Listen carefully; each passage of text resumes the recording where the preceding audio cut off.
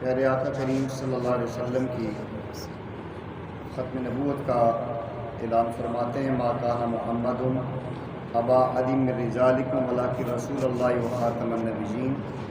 محمد صلی اللہ علیہ وسلم تم میں سے کسی مرد کے باپ نہیں ہیں، وہ اللہ کے رسول اور آخری نبی ہیں۔ وکان اللہ بکل شیء علیم، اور اللہ تعالیٰ ہر چیز کو جاننے والے ہیں۔ آگے چل کے انہی آیات میں پیارے آقا صلی اللہ علیہ وسلم کی چند صفات بیان کی ہیں کہ یا ایھا النبی انا ارسلناک شاہدا ومبشرا ونذیرا وداعیا الی اللہ باذنہ وسراجا منیرا، کہ ہم نے آپ کو گواہی دینے والا، خوشخبری دینے والا، ڈر سنانے والا اور اللہ کی طرف بلانے والا اور سراجا منیرا بنا کے بھیجا ہے۔ یہاں بھی علمی نقطے ہیں بہت سارے۔ یہاں اللہ نے قمرا منیرا نہیں کہا، سراجا منیرا کہا ہے، چمکتا ہوا سورج۔ مطلب یہ ہے کہ جس طرح سورج کی روشنی پوری کائنات تک پہنچتی ہے تو محبوب کبریا صلی اللہ علیہ وسلم آپ کا دین بھی کائنات کے کنارے تک ہر جگہ پہنچ جائے گا۔ تو پیارے آقا صلی اللہ علیہ وسلم جس طرح سورج دنیا کو روشن کرتا ہے، آپ کی ایمان اور نور کی روشنی ساری کائنات کے دلوں کو منور کرتی ہے۔ سورہ احزاب کی آیت نمبر 53 میں اللہ تعالیٰ نے چند آداب بیان کیے ہیں کہ اگر کوئی آدمی آپ کو دعوت دیتا ہے ضیافت پہ تو آپ کو دعوت قبول کرنی چاہیے، اور اس وقت جانا چاہیے کہ جب اس کے گھر میں کھانا تیار ہو جائے۔ کھانا تیار ہونے سے پہلے جا کے گھر میں بیٹھ جانا اور یہ اس کے لیے تکلیف دہ ہو تو نہیں جانا چاہیے۔ پھر جب کھانا کھا لے کر وہاں سے انسان کو فوراً نکل جانا چاہیے۔ یہ اصل میں آیات حضرت زینب بنت جحش رضی اللہ عنہ کی شادی کے حوالے سے نبی علیہ السلام کا ولیمہ ہوا تھا، تو اس پہ نازل ہوئی تھی کہ صحابہ کرام کی سب سے اچھا اور بہترین ولیمہ تھا پیارے آقا کا۔ صحابہ کرام اس میں پہلے جا کے بیٹھ گئے، پھر کھانا تناول کرنے کے بعد وہیں بیٹھے رہے۔ نبی علیہ السلام چاہتے تھے کہ یہاں سے اٹھے اور میں اندر جاؤں۔ وہ اللہ نے ان آیات کو بیس بنا کے ہمیں ادب سکھایا ہے کہ یا ایھا الذین آمنوا لا تدخلوا بیوت النبی الا ان یؤذن لکم، اے ایمان والو اس وقت تک نبی پاک صلی اللہ علیہ وسلم کے گھر میں داخل نہ ہو جب تک آپ کو کھانے کی دعوت نہ دی جائے۔ غیر ناظرین اناہ، ایسا بھی نہ ہو کہ پہلے جا کے انتظار کرتے رہو۔ ولیکن اذا دعیتم، جب تمہیں دعوت دی جائے، فادخلوا، داخل ہو جاؤ۔ فاذا طعمتم، جب کھانا کھا چکو، فانتشروا، پھر وہاں سے لوٹ جاؤ، نکل جاؤ۔ ولا مستأنسین لحدیث، وہاں بات چیت میں دل لگا کے نہ بیٹھو۔ ان ذالکم کان یؤذی النبی، یہ بات نبی علیہ السلام کو تکلیف دیتی ہے۔ فیستحیی منکم، وہ تم سے شرماتے ہیں، حیا کرتے ہیں، تمہیں نہیں کہتے اٹھ کے چلے جاؤ۔ واللہ لا یستحیی من الحق، اللہ تعالیٰ حق بات کہنے سے حیا نہیں کرتے، اس لیے ایسا کوئی عمل نہ کرے جس سے کسی کو تکلیف ہو۔ آگے چل کے ایسا عمل ہے درود شریف جو اہل ایمان کو حکم دیا ہے، اس کی آیت نمبر 56 میں ان اللہ و ملائکتہ یصلون علی النبی، بے شک اللہ تعالیٰ اس کے فرشتے نبی پاک صلی اللہ علیہ وسلم پہ رحمت بھیجتے ہیں۔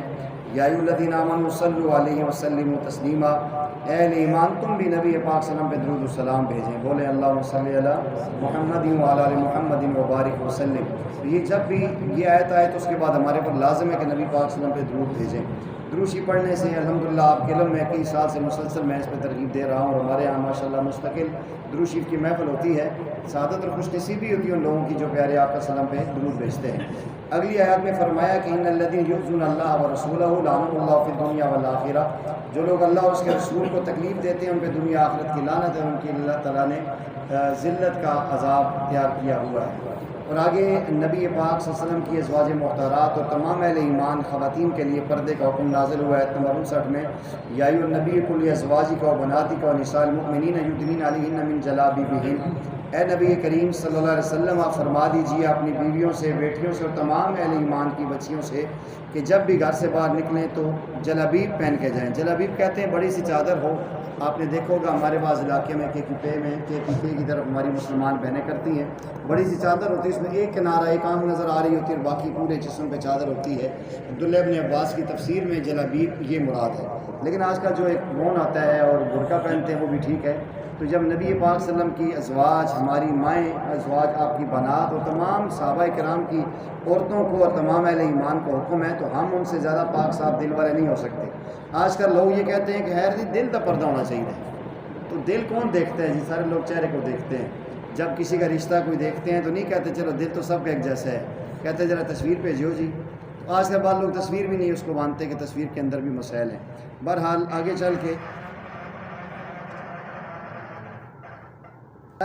یہاں ان آیات میں جو نبی پاک صلی اللہ علیہ وسلم کے گستاخی کرنے والے ہیں ان کے بارے میں فرمایا کہ ملعونین، ایسے لوگ ملعون ہیں، اینما ثقفوا خذوا وقتلوا تقتیلا، کہ جہاں آپ کو ملیں تو ان کو قتل کر دو اور ان کے ٹکڑے ٹکڑے کر دو۔ یہ اللہ تعالیٰ نے یہاں ان آیات بینات میں سورہ احزاب کی آیت نمبر 61 میں پوری تفصیل کے ساتھ اس کو بیان کیا ہے۔ آگے چل کے موسیٰ علیہ السلام کا ذکر آ رہا ہے کہ موسیٰ علیہ السلام کی قوم میں سے بعض ظالموں نے ان کے اوپر الزام لگایا کہ موسیٰ علیہ السلام جو ہے نا ہمارے ساتھ ننگے ہو کے نہیں نہاتے، یہ الگ جا کے نہاتے ہیں، تو الیاذ باللہ ان کے جسم میں کوئی عیب ہے، کوئی جسم کا حصہ آپ کا کمزور ہے۔ تو انہوں نے جب ایسی باتیں مشہور کی، اب موسیٰ علیہ السلام تو واضح نہیں بتا سکتے تھے کہ میں جسم میں پورا ہوں، تو اللہ تعالیٰ نے اس کا انتظام کیا کہ موسیٰ علیہ السلام نے اپنا لباس ایک پتھر پہ رکھ کے غسل کرنے لگے اوپر اور باقی لوگ نیچے، تو وہ پتھر چل پڑا۔ موسیٰ علیہ السلام نے اس پتھر کو مکہ بھی مارا، اور لکھا ہے روایات میں کہ وہ مکہ بھی پتھر کے اندر اتر گیا اتنا غصے سے، اور جا کر ان لوگوں نے دیکھ لیا کہ واقعتاً آپ کا جسم مکمل ہے۔ شرمندہ ہوئے کہ ہم نے یہ کہا کہ یہ نامرد ہیں، یہ تو پورا جسم کامل ہے، ہمیں شرمندگی۔ اس کا ذکر اس کی آیت نمبر جو ہے نا 69 میں ہے کہ یا ایھا الذین آمنوا لا تکونوا کالذین آذوا موسیٰ، اے ایمان والو تم ان کی طرح نہ ہونا جن لوگوں نے موسیٰ علیہ السلام کو تکلیف دی تھی۔ فبرأہ اللہ مما قالوا، جو انہوں نے بات کی تھی وہ بس سے بری تھے، وکان عند اللہ وجیہ، اللہ کی ان کی بڑی عزت تھی۔ آگے چل کے سورہ سبا آتی ہے، سورہ سبا میں بھی چند بڑی اہم باتیں ہیں۔ ایک تو یہ کہ اس میں داؤد علیہ السلام کا ذکر آتا ہے کہ اللہ تعالیٰ نے انہیں یہ ایک ملکہ دیا تھا۔ قرآن کہتا ہے ایک تو یہ تھا کہ جو زبور پڑھتے تھے تو ان کی زبور پہ پہاڑ بھی جھومتے تھے، پرندے بھی آپ کی جو نا آواز سنتے تھے، اس میں بولتے تھے یا جبال اوبی معہ والطیر وَلَنَّا لَهُ الْحَدِيدَ، کہ ہم نے داؤد علیہ السلام پر اپنا فضل کیا اور پہاڑوں کو ہم کہتے تھے تم بھی ان کے ساتھ مل کے تسبیح کرو، اور پرندے بھی، اور ہم نے ان کے لیے لوہا موم بنا دیا تھا، اور لوہے کی وہ جو ہے کہ وہ زیرہ بنایا کرتے تھے۔ یہ ان کا ایک بہت بڑا جو ہے کہ ایک معجزہ تھا۔ سلیمان علیہ السلام کا ذکر بھی آتا ہے۔ آگے چل کے سورہ سبا کے اندر یہ قوم سبا تھی، یمن میں رہنے والی تھی، اللہ تعالیٰ نے ہر طرح کے انعامات سے انہیں نوازا تھا۔ ایسا روایات کے اندر آتا ہے کہ ایسے پھل تھے اور ایسے باغات تھے کہ کوئی بندہ خالی ٹوکرا لے کر باغ کے اندر داخل ہو، پھل اتارے نہیں، وہ جب دوسرے کنارے پر پہنچتا تو وہ ٹوکرا پھلوں سے بھر جاتا تھا۔ ایسی اللہ تعالیٰ نے ان کو بند بنائے ہوئے تھے، بڑی غلے تھے، بہت زیادہ اللہ کی نعمتیں تھیں، لیکن ان لوگوں نے اللہ تعالیٰ کی نافرمانی کی اور اللہ جل جلالہ کے پیغمبر کی بات کو نہیں مانا، تو اللہ تعالیٰ نے ان کے بند کو توڑ دیا اور وہ بند ٹوٹا اور اس سے ان کی ساری فصلیں تباہ ہوئی۔ اور قرآن یہ کہتا ہے کہ وہاں بالکل ایسا ہے جس طرح بیری کے درخت ہوتے ہیں، جھاڑیاں بن گئی اور سارے ان کے پھل اور ساری چیزیں تباہ ہو گئی۔ اس کا ذکر بھی اسی میں آتا ہے۔ آگے چل کے سورہ سبا کی اختتامی آیات میں اللہ تعالیٰ نے ایک جو ہے نا اشارہ دیا ہے۔ دیکھیں دنیا میں نبی پاک صلی اللہ علیہ وسلم کی حدیث کا مفہوم بھی ہے کہ 3 طرح کے مرد ہوتے ہیں۔ ایک ہوتا ہے الرجل، خاص مرد، ایک ہوتا ہے رجل نارمل سا، ایک ہوتا ہے لا رجل۔ الرجل وہ ہوتا ہے کہ جو صاحب الرائے بھی ہو، قوت فیصلہ بھی رکھتا ہو، اس کی اپنی ایک رائے ہو، اور جب 2-3 رائے جمع ہو جائیں تو وہ فیصلہ بھی کر سکتا ہو، اسے کہا جاتا ہے صحیح مرد ہے، اور یہ آدمی تنہائی میں بیٹھ کے بھی سوچ سکتا ہے۔ دوسرا جو بندہ ہوتا ہے رجل، جو مرد ہوتا ہے دوسرے درجے کا، کہ وہ اس کی یا قوت فیصلہ ہوتی ہے یا صاحب رائے ہوتا ہے۔ بعض لوگ ایسے ہوتے ہیں رائے اچھی رکھتے ہیں لیکن 2-3 رائے آ جائیں تو فیصلہ نہیں کر سکتے۔ بعض لوگ ایسے ہوتے ہیں کہ وہ رائے تو کوئی نہیں رکھتے لیکن 2-3 رائے آ جائیں تو فیصلہ کر سکتے ہیں، اسے رجل کہا جاتا ہے۔ یہ دوسرے بندے کا محتاج ہوتا ہے کہ صاحب الرائے ہے تو کسی اور کے ساتھ بیٹھ کے بات کرے تو وہ فیصلہ کرے گا۔ جو بندہ صاحب الرائے بھی نہ ہو، قوت فیصلہ بھی نہ رکھتا ہو، بھلے وہ بابا ہو، لیکن قرآن کہتے ہیں واللہ رجل، وہ مرد ہے ہی نہیں ہے، وہ کوئی اور تیسری مخلوق ہے۔ یہ نبی علیہ السلام کی دعوت کے بعد یہ پیغام دیا اس کی آیت نمبر 46 میں، قل فرما دیجیے انما اعظکم بواحدہ، میں تمہیں نصیحت کرتا ہوں ایک بات کی، ان تقوموا للہ مثنی، تم اکٹھے ہو جاؤ 2-2، وفرادا ثم تتفکروا، اگر تم صاحب رائے ہو اور اگر قوت فیصلہ نہیں کر سکتے کسی اور سے رائے لے لو پھر فیصلہ کر لو، اور اگر قوت فیصلہ ہو 2-3 بندوں سے رائے لے کے خود فیصلہ کر لو، یا اگر تمہارے اندر دونوں ملکے ہیں، فراد اکیلے کھڑے ہو کے سوچو، ما بصاحبکم من جنہ، تمہارے دوست پہ جنات نہیں ہیں، یہ مجنون نہیں ہے، یہ پاگل علیاذ باللہ نہیں ہے، یہ اللہ جل جلالہ کا مقربین بندوں میں سے خاص بندہ ہے۔ آگے سورہ فاطر ہے، سورہ فاطر میں اللہ تعالیٰ نے فرشتوں کی ایک شان بیان کی ہے، بڑا اہم نقطہ اگر آپ سمجھے۔ اللہ کہتے ہیں ہم نے فرشتے بنائے ہیں، جاعل الملائکۃ رسولا اولی اجنحۃ مثنی وثلاث ورباع، کہ ہم نے ان کے 2-2 3-3 4-4 پر بنائے ہیں جو پرواز کر کے اللہ کے پاس آتے ہیں اور اللہ سے نیچے آتے ہیں۔ یہ انسان جو ہے یہ مسجود ملائکہ ہے، مسلمان، تو تو اللہ تعالیٰ نے اس کو فرشتوں سے اعلیٰ بنانا تھا. اب اس کو پر تو اللہ لگا نہیں سکتے تھے. اللہ تعالیٰ نے اس کو 2 2 3 3 4 4 روحانی پر لگائے ہیں اور اسے حکم دیا ہے کہ ان کو خاص کیفیت میں ادا کر لو. تم فرشتوں سے بھی آگے چلے جاؤ گے. 2 پر ہیں فجر کے، 3 پر ہیں مغرب کے، 4 فرض ہیں ظہر کے، عصر کے، عشاء کے. یہ جو 4 4 رکھتے ہیں، یہ 2 3 4 رکھتے بنانے کا اصل مقصد یہی ہے کہ یہ روحانی پرواز کر کے ان سے آگے چلا جائے. اس کا ذکر یہاں آتا ہے. آگے چل کسی سورہ فاطر میں اللہ تعالیٰ نے ان کافروں کی بات جو ہے نا نقل کی ہے کہ یہ نبی علیہ السلام نے ان سے کہا کہ اللہ کی راہ میں صدقہ کرو، خیرات کرو، زکوٰۃ دو. یہ کہنے لگے کہ اللہ باللہ کہ اللہ فقیر ہو گیا، ہم سے پیسے مانگتا ہے. اللہ فرماتے یا ایھا الناس انتم الفقراء الی اللہ، تم فقیر ہو اللہ کی طرف. اللہ غنی اور بے پرواہ ہے، اللہ کو کسی کے پیسوں کی ضرورت نہیں ہے. پھر اللہ تعالیٰ نے آگے ایک مثال دی ہے کہ یہ عجیب لوگ ہیں، اللہ اور اس کے رسول کی نافرمانی کرتے ہیں اور پھر کہتے ہیں ہم اور مسلمان برابر ہیں. کافر اور مسلمان برابر کیسے ہو سکتا ہے؟ اللہ فرماتے ہیں دیکھو وما یستوی الاعمی والبصیر، اندھا اور دیکھنے والا برابر نہیں ہو سکتا. ولا الظلمات ولا النور، اندھیرا اور روشنی برابر نہیں ہو سکتی. ولا الظل ولا الحرور، سایہ اور دھوپ برابر نہیں ہو سکتی. وما یستوی الاحیاء والاموات، مردہ اور زندہ برابر نہیں ہو سکتا. یہ کیسے ہو سکتا ہے کافر اور مسلمان برابر ہو جائے؟ مسلمان جو ہے وہ زندہ ہے، کافر مردہ ہے. مسلمان سایہ ہے، کافر دھوپ ہے. مسلمان بینا ہے، کافر اندھا ہے. مسلمان عالم ہے، کافر جاہل ہے. تو یہ برابر نہیں ہو سکتے، ان کی اپنی عظمت اور شان ہے. آگے چل کے سورہ یاسین آتی ہے. سورہ یاسین میں اللہ تعالیٰ نے 2 3 باتیں بڑی اہم کی ہیں. ابتداً عیسیٰ علیہ السلام کے پیروکار 2 بندے تھے، ایک بستی کی طرف گئے، لوگوں کو دعوت دی. لوگوں نے مخالفت کی آگے سے. وہاں ایک حبیب نجار، ایک بڑھائی ترخان تھا. اس نے بعض روایات کے اندر آتا ہے کوئی اس کو ایسی بیماری تھی، برس کی بیماری تھی یا کوڑ کی بیماری تھی. ان کے پاس گیا، اس نے کہا اگر اس کا علاج کر لو میں تمہارے اوپر ایمان لاتا ہوں. انہوں نے اللہ سے دعا کی، ہاتھ پھیرا، وہ ٹھیک ہو گیا. تو وہ جا کر دعوت دینے لگے. قوم نے مخالفت کی. اس نے جا کر کہا ظالموں، ان بندوں کو کیوں تنگ کرتے ہو، کیوں برا بھلا کہتے ہو، یہ اللہ کی طرف بلاتے ہیں. لوگوں نے اس کو مارا، پتھر مارے، وہ شہید ہو گیا. اللہ تعالیٰ نے بڑا مقام اور مرتبہ اس کو دیا. وہ کہتے ہیں وما لی اللہ، اس میں آگے چل کے آتا ہے نا، کہتا ہے کہ میرا جی چاہتا ہے کاش میرا یہ پیغام اللہ ان تک پہنچا دے کہ مجھے اللہ نے کتنی بڑی جنت دی ہے، کتنا بڑا اللہ نے مقام دیا ہے. اللہ نے اس کا ذکر سورہ یاسین کے شروع میں کیا ہے. درمیان میں اللہ تعالیٰ نے ایک اور بتایا قیامت کا دن ہوگا اور اہل ایمان اور اہل کفر برابر ہوں گے.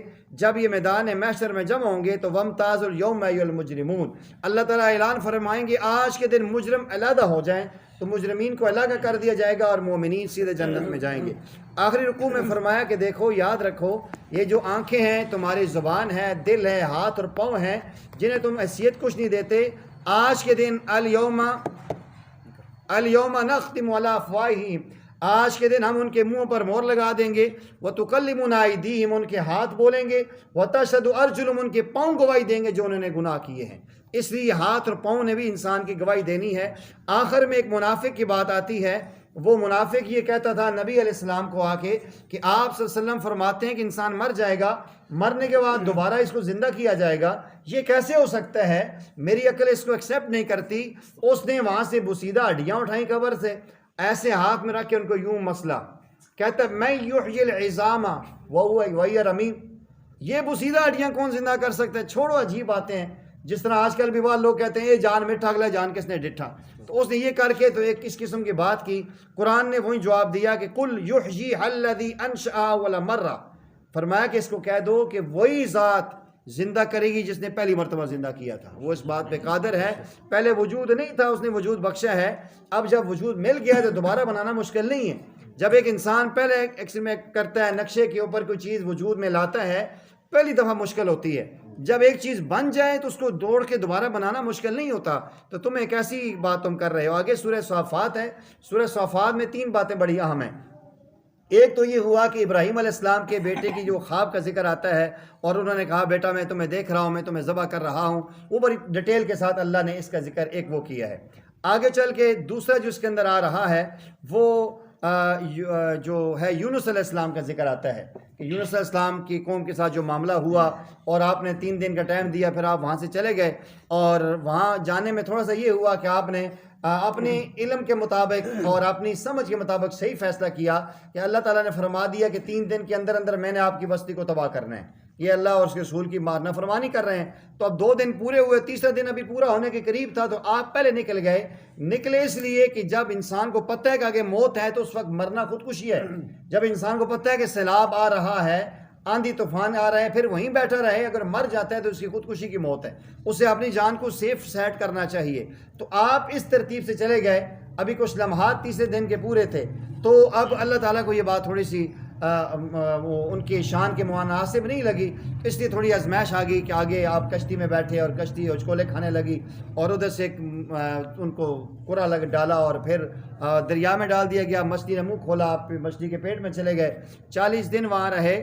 قرآن یہ ان آیات میں کہہ رہا ہے کہ اگر یہ جو تھے یونس علیہ السلام, اگر یہ لا الہ الا انت سبحانک انی کنت من الظالمین نہ بولتے, للبث فی بطنی الی یوم یبعثون, قیامت تک اس کے پیٹ میں رہتے. تو ادھر سے ایک تو یہ ہوا کہ انہوں نے یہ آیات پڑھی, اللہ نے 40 دن کے بعد باہر نکال لیا, اور ادھر سے ان کی قوم نے جب دیکھا کہ یونس علیہ السلام تو ہے ہی نہیں ہے, اب اللہ کا عذاب آئے گا, اب ہم نہیں بچ سکتے, تو ان کے بچے, بوڑھے, جوان, مرد اور سارے باہر نکلے, اور آسمان کے کناروں سے وہ عذاب نظر آنا شروع ہو گیا.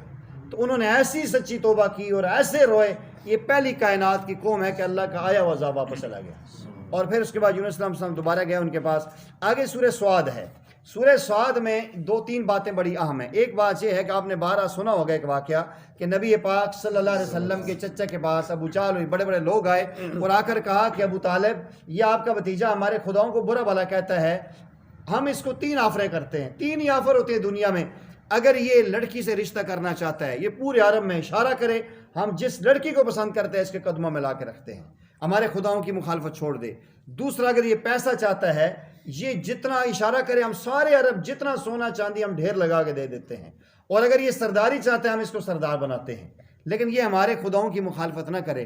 تو ابو طالب نے ان کو سمجھایا کہ دیکھو بھتیجا, میں بوڑھا ہوں, کمزور ہوں, اب میں آپ کا ایک سہارا بنا ہوا ہوں, تو یہ لوگ ایسی باتیں کر رہے ہیں. نبی پاک صلی اللہ علیہ وسلم نے فرمایا کہ ہو سکتا ہے چچا جان آپ ان کی باتوں میں آ گئے ہوں, یہ بہت تھوڑی باتیں ہیں. اگر وہ میرے دائیں ہاتھ میں آسمان کا سورج لا کے رکھیں, بائیں ہاتھ میں آسمان کا چاند لا کے رکھیں, اور پھر مجھے کہیں کہ تم اپنے مشن سے باز آ جاؤ, یہ نہیں ہو سکتا. اگر آپ ساتھ نہیں دیتے تو نہ دیں, مجھے اس کی بھی کوئی پرواہ نہیں ہے. سورہ سعد کی ابتدائی آیات میں اس کا ذکر آ رہا ہے. آگے چل کے ایک اہم نقطہ ہے, ایک اہم خاص بات ہے, یہ آپ سن لیں, پھر انشاءاللہ اس کو اختتام طرف لے کر جاتے ہیں. بنی اسرائیلی روایات کی 3 قسمیں ہوتی ہیں. اسرائیلی روایتوں نے کہا جاتا ہے کہ جو اسلام سے پہلے صحابہ کرام یہودی تھے یا عیسائی تھے, ان کی کتابوں میں تورات زبور میں لوگوں نے تحریفات کر دی تھیں, تو ان کی بعض ایسی روایات تھیں وہ وہاں سے مشہور آج تک چلی آ رہی ہیں, اور بعض ہمارے بھی بعض اللہ والے, اللہ ان کو سمجھ دے, بعض مفسرین نے ہماری کتابوں میں لکھ دی ہیں. وہ 3 قسمیں. پہلی اسرائیلی روایات وہ ہیں کہ جو قرآن کی آیت کی تائید کرتی ہیں, جو قرآن کی آیت کی تائید کرے اور حدیث کی تائید کرے, اس کو ہم تسلیم کریں گے. دوسری وہ جو قرآن کی آیات کی مخالفت کرتی ہیں, تو ہم ان کا انکار کریں گے. تیسری وہ کہ جو خاموش ہیں, نہ حمایت کرتی ہیں نہ مخالفت کرتی ہیں, کوئی واقعہ ذکر کرتی ہیں, قرآن میں اس کو اشارہ نہیں ملتا, حدیث میں نہیں ملتا, ہم وہاں خاموشی اختیار کریں گے. یہ پہلے ذہن میں رکھیں. اسرائیلی روایات کے اندر یہ آتا ہے کہ الیاذ باللہ داؤد علیہ السلام, یہ اگر آپ سنیں, خود سوچیں, ایک عام شریف بندے کے بارے میں ہم یہ تصور نہیں کر سکتے, کیا پیغمبر کے بارے میں یہ سوچا جا سکتا ہے. وہ یہ کہتے ہیں اسرائیلی روایات میں کہ داؤد علیہ السلام کی جو ہے نا کافی بیویاں تھیں, تو انہوں نے ایسا کیا کہ آپ نے ایک سردار کی بیوی پر عشق ہو گیا, الیاذ باللہ, تو انہیں وہ اچھی لگ گئی. تو انہوں نے کہا اب ایسا کرتا ہوں, اس سردار کو اپنے لیڈر کو آگے محاذ پہ بھیجتا ہوں, یہ وہاں جائے گا, لڑے گا, شہید ہو جائے گا, تو یہ بیوہ ہو جائے گی, میں اسے شادی کر لوں گا. تو انہوں نے یہ ترتیب بنائی. تو اللہ تعالیٰ نے ان کی آزمائش کے لیے, وہ عبادت کر رہے تھے, تو 2 بندے بھیجے فرشتے. ایک نے آ کر کہا, سوال کیا کہ حضرت میرے پاس ایک ہی دمبی ہے اور یہ بندہ طاقتور ہے, اس کے بعد 99 دمبیاں ہیں, تو یہ اپنی چرب لسانی سے وہ میری بھی دمبی لینا چاہتا ہے, تو آپ اس کو سمجھائیں کہ یار میں غریب بندہ ہوں, میری ایک ہی دمبی ہے, یہ مجھ سے نہ لے.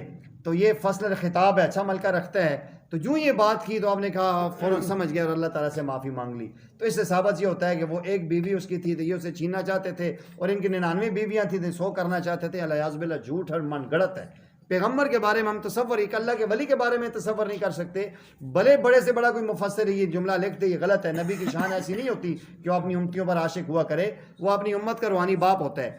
اصل واقعہ یہ ہوا کہ داؤد علیہ السلام نے اللہ تعالیٰ سے ایک ناز کے انداز میں دعا کی اور عرض کیا کہ اللہ میرا واحد گھرانہ ہے پوری دنیا میں جو 24 گھنٹے آپ کی عبادت کرتا ہے. آپ نے ترتیب بنائی ہوئی تھی، فجر سے اتنے بجے تک فلاں کرے گا، اس سے اتنے بجے تک فلاں کرے گا، پھر بیوی کرے گی، بچے کریں گے.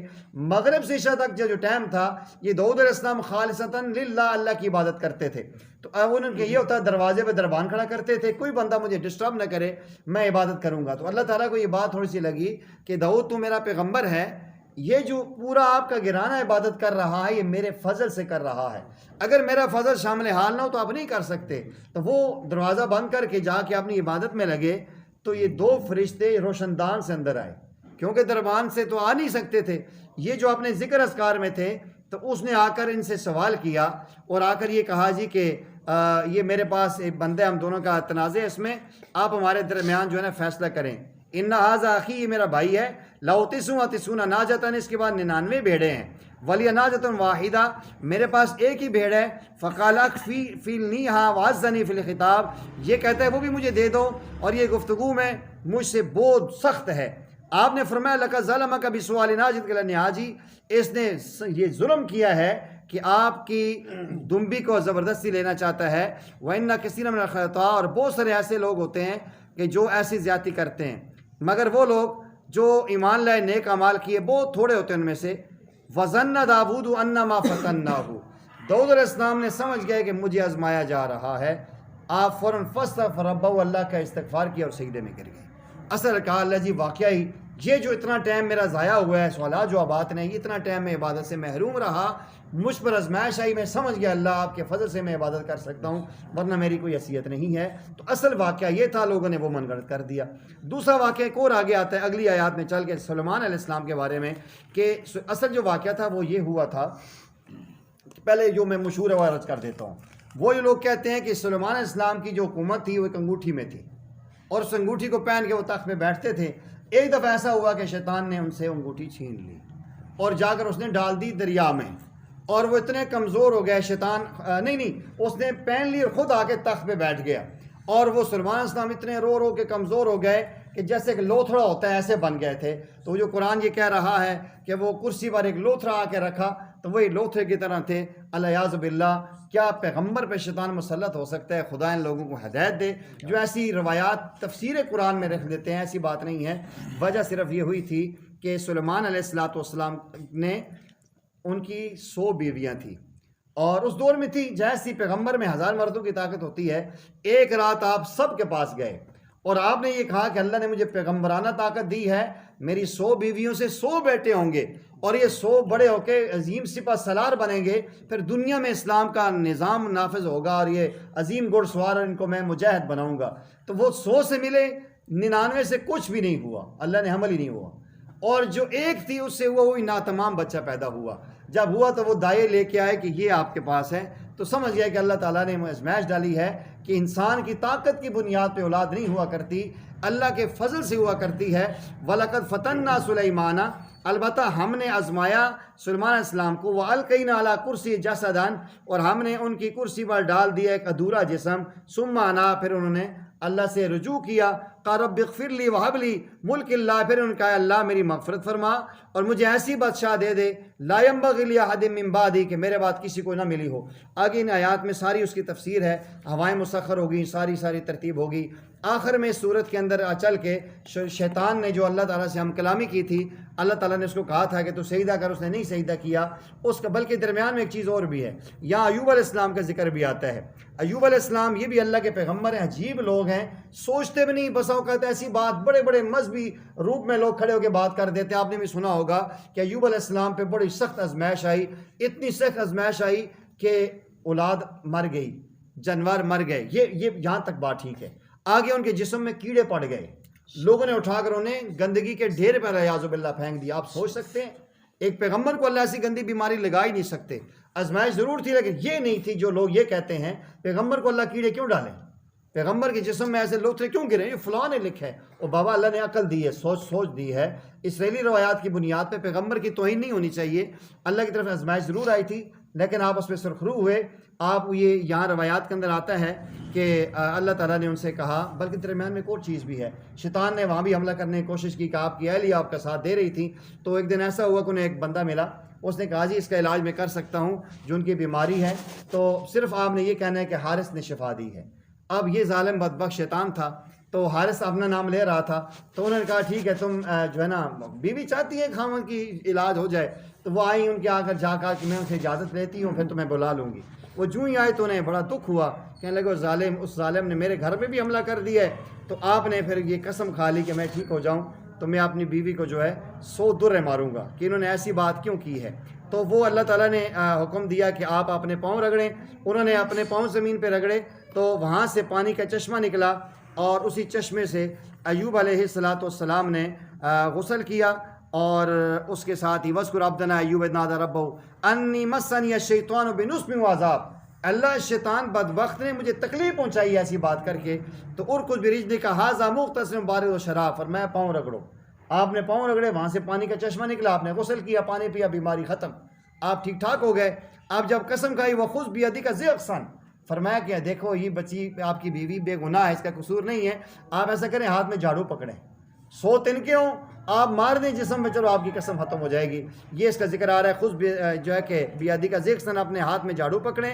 ولا تحنس، آپ اپنی جو ہے نا حانس نہ ہو. انا وجدناہ صابرا، ہم نے اس کو بڑا صبر کرنے والا پایا ہے. نعم العبد انہ اواب، کہ وہ بہت اچھا ہمارا بندہ تھا اور اللہ کی طرف رجوع کرنے والا تھا. 23ویں پارے کی آخری صورت میں اللہ تعالیٰ نے، ویسے تو یہ اتنا پیارا کلام ہے اللہ کا اور ہر آیت یہ کہتی ہے کہ گھنٹہ میں ملے، لیکن ہم یہ چاہتے ہیں چیزیں مناسبت سے چند اہم باتیں ہمارے سامنے آ جائیں. اللہ تعالیٰ فرماتے ہیں فمن شرح اللہ صدرہ للاسلام، بلا وہ شخص جس کا سینہ اللہ نے اسلام کے لیے کھول دیا ہو، فهو علی نور من ربہ، وہ اپنے رب کی طرف سے نور پر ہوتا ہے. فویل للقاسیۃ قلوبہم من ذکر اللہ، افسوس ہے ان لوگوں پر جن کے دل اللہ کے ذکر سے سخت ہوتے ہیں اور لوگ گمراہ ہیں. تو پتہ چلا کہ جس انسان کا دل انشراح صدر ہوتا ہے یہ اللہ کے نور سے ہوتا ہے، اور اس کے دل میں اللہ تعالیٰ ایمان کی روشنی ڈالتے ہیں. اللہ وہ ہے نزل احسن الحدیث، جس نے اتاری ہے بہترین کتاب متشابہ مثانی، جس میں ملتی جلتی دہرائی جانے والی آیات ہیں. تقشعر منہ جلود الذین یخشون ربہم، جب وہ پڑھی جاتی ہے تو جن کے دلوں میں ایمان ہے ان کے رونگٹے کھڑے ہو جاتے ہیں. ثم تلین جلودہم وقلوبہم من ذکر اللہ، پھر ان کا دل، ان کی کھالیں نرم ہو جاتی ہیں. یہ اللہ جل جلالہ کی طرف سے ہدایت ہے. اللہ نے آخر میں مثال دی ہے کہ دیکھیں یہ قرآن اللہ نے عربی میں اتارا ہے. عربی میں تب اتارا ہے کہ عرب اس کو سمجھیں. اگر یہ کسی اور زبان میں ہوتا پھر یہ لوگ اعتراض کرتے ہیں دوسری زبان میں جی ہمیں سمجھ نہیں آتا. تو اللہ جل جلالہ فرما رہے ہیں وَلَقَدْ ضَرَبْنَا لِلنَّاسِ فِي هَذَا الْقُرْآنِ مِنْ كُلِّ مَثَلٍ لَعَلَّهُمْ يَذَّكَّرُونَ، ہم نے اس قرآن کے اندر ہر قسم کی مثالیں بیان کی ہیں تاکہ تم نصیحت حاصل کرو. قرآنًا عربیًا، یہ قرآن عربی زبان میں ہے. غیر عوج لعلہم یتقون، اس میں کوئی عیب نہیں ہے، اس میں عیب نہیں ہے، تمہاری زبان میں ہے، سمجھو اس کے اندر تمہاری نجات ہے. اللہ جل جلالہ سے دعا ہے کہ اللہ تعالیٰ مجھے آپ کو نجات کو سمجھ کے اس پہ عمل کی توفیق عطا فرمائے.